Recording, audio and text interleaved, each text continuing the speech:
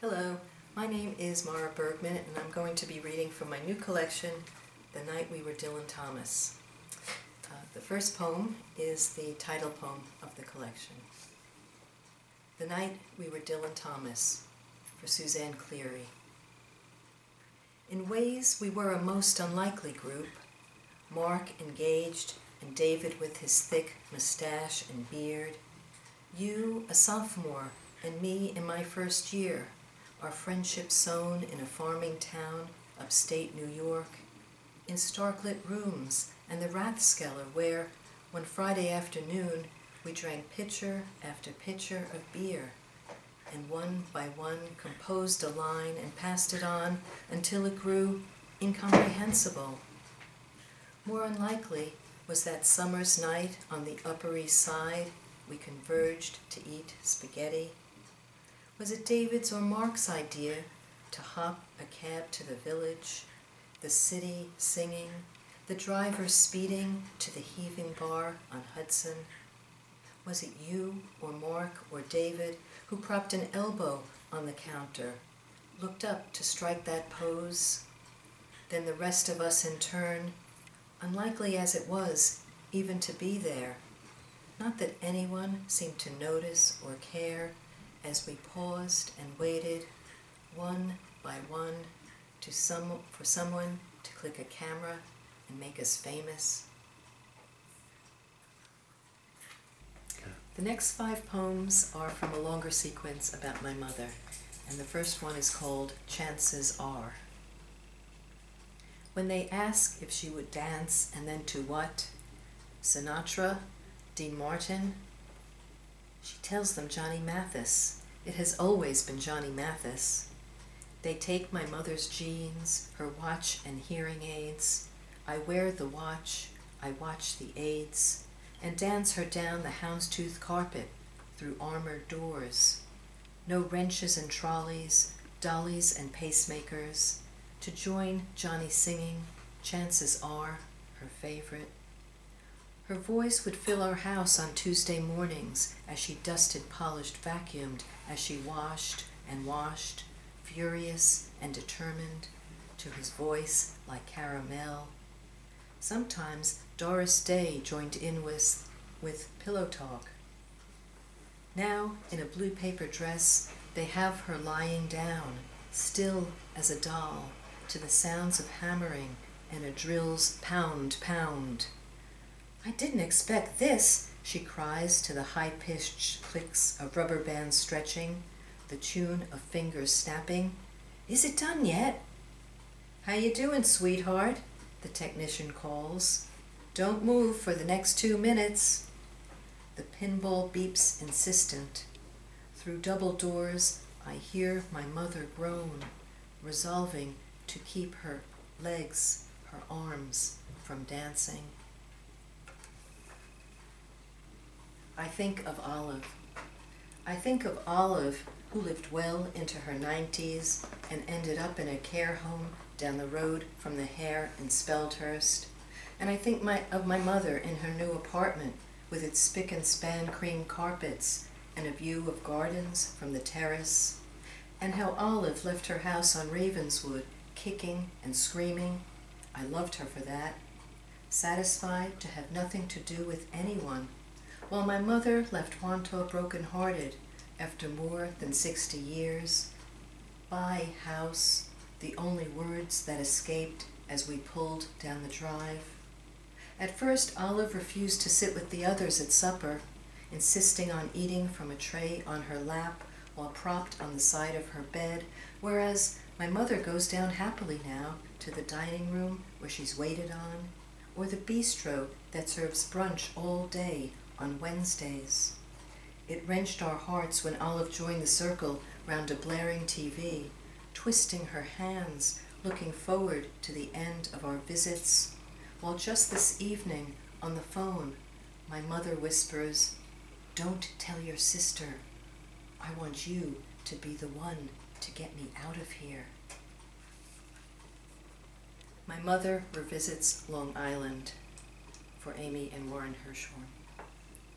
My mother revisits Long Island, though not where she lived for 60 plus years, but farther east, where it's flat and green, ribboned with inlets, where the houses stretch like endless sandy beaches, the horizon so low, infinity is farther there, and the air laced with salt, a hint in every breath, it's always there, and at night when a breeze comes off the sea, there's something so inexplicably freeing there. She feels it there. She's alive. When we speak on the phone, there's a brightness in her voice, a lilt, a lift I haven't heard for months, nearly a year, and it makes me wonder if it was ever there, or always there. But here it is, as if the very air has turned back years and years, and suddenly she is here again, and she is young. It was so lovely, she says, as she never says, just sitting by the pool, just talking, just being there. I want to say, hold on to that. Don't let it get away, Mom. Don't let it go.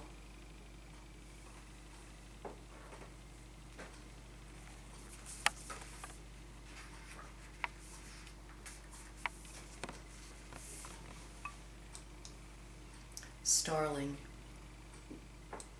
This is for Starling Day Gowent, who was born in 2019. Starling. Every morning my mother asks, "Is she here yet?" Which breaks our hearts a little more. And then it's, "Lazy baby." Her voice tinged with humor, tinged with anger, it's hard to tell. Another time my mother says, "The baby's been born, hasn't she?" Knowing we know that once the baby's here, our mother can slip away. And then that time she accuses us of lying. Oh, Mother, we could never lie to you. The news arrives, the cries, relief, and for a while my mother talks about the family wedding. She has to buy a dress, and how she'll stock the fridge with grapes, her favorite cheese. Then suddenly, she's asleep. For days, no one can rouse her, till one morning she stirs from her ocean depths and, with whatever energy can possibly be left in her withered arms, she holds that baby, looks at her as if into a distant sky, whispers her name.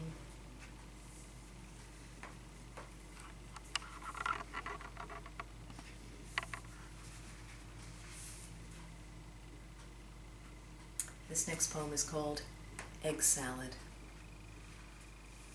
Always my grandmother's recipe. Cover the eggs and boil for 13 minutes. Leave to cool till morning.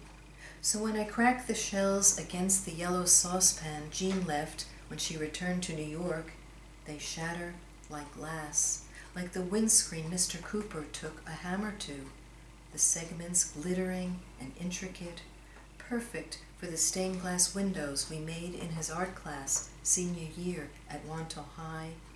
Mine a purple magnolia, my parents hung in the window overlooking the deck. I remove the shells and return the eggs to the water, ensure they are smooth all over, and with the slicer my Aunt Etta bought in the dollar store on my visit to Holiday, Florida, her disbelief I didn't already own one, my young son's fascination. I slice first one way, then the other, to form small squares of egg, like mosaics, like teeth, then into the wooden chopping bowl, uneven and worn, rescued from the charity box after we cleared out my mother's apartment, the beautiful one she grew to hate. Debbie said to leave it, I'd be better off with something new and hygienic, but as I add mayonnaise and mix, I feel relieved and glad that I couldn't let go of my mother's hands as they held the wooden-handled chopper, or the sound of it against the bowl as she made the best egg salad, chicken salad, chopped liver. She did, my mother, this bowl. My daughter turns into a fish, for Eva. We swim the lengths in harmonious turquoise strokes, as if to smooth out the years we've not done this together, or since my daughter has touched water, now that she no longer competes in galas. No thought of overtaking or racing. We don't bother to count laps or create waves, but glide with ease as we chat side by side like other women. I want to keep things slow because they matter. I want to hear every word my daughter has to utter, and for us to stretch this day until we can stretch it no farther. A privilege to have this time together. When we feel ready, we will enter the steam room, sauna, jacuzzi, and eventually the woman at the desk will beckon us for our treatments. How can there be this joy now and or later? On what turns out to be her final length, my daughter dives down and deep along the bottom, suddenly sprouts gills and fins and tail, a rare new breed. She swims and swims effortlessly until she's no longer my daughter. And I'm going to finish with the last poem in the collection, which is called Heron, and it's for Martin.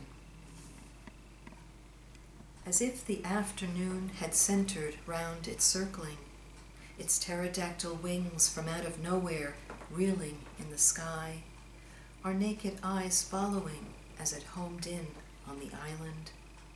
Numb with cold, your fingers made adjustments to the telescope with such tenderness.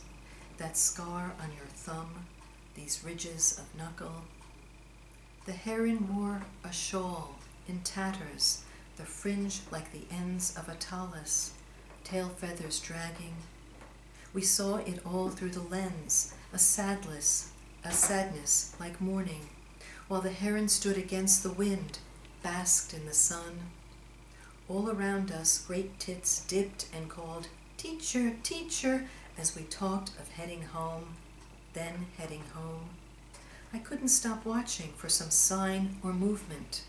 The car was freezing, the afternoon already overripe, and now this waiting and delaying, moving on, as if it mattered who left first, or if the heron left at all, gathering its majestic weight to fly.